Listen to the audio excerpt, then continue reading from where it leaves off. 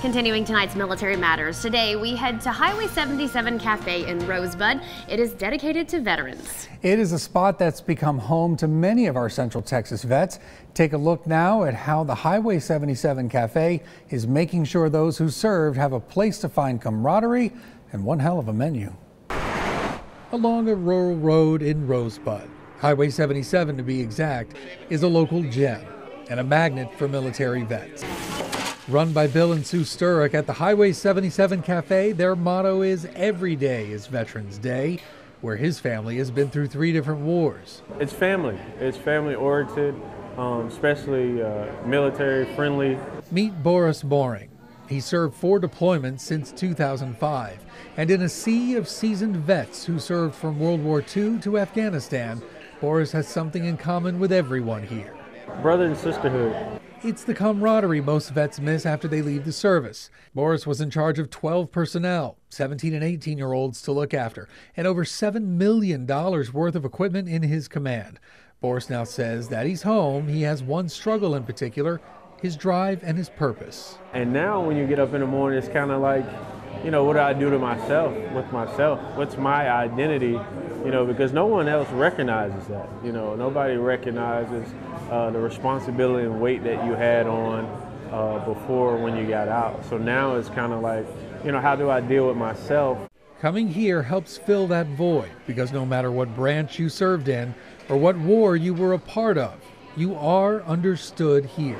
How long have you lived down here? James Knight was a captain in the Air Force during Vietnam. Look at the crowd that comes in. That speaks for itself.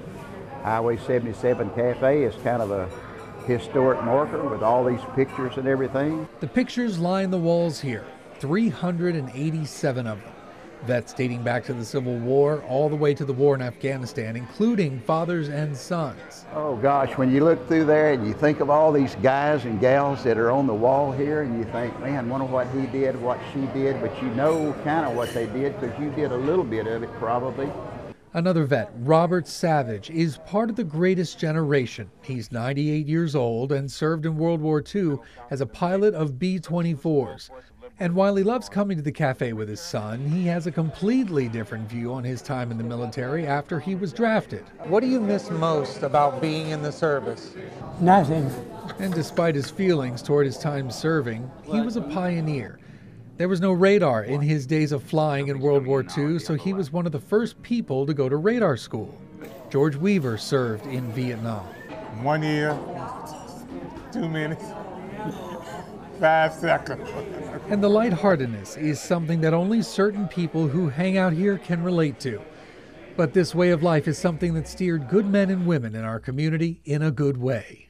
Then when I turned 18, I got drafted. And if it wasn't for the draft, I really don't know where I'd be. Many don't know where they'd be without the military, but they know where they are now. This is what keeps our country going. This is the red, white, and blue right here, all around this cafe. I wouldn't sell it or trade it or give it away. You know, it's something that's just part of you. And as far as those pictures on the wall, the cafe's founder, Martha Westerman, hung just a few military pictures of her relatives when she built the cafe in 2001. And it wasn't long until other customers started bringing in pictures of their own to adorn the walls. Pretty good. It is pretty neat. We'll be right back.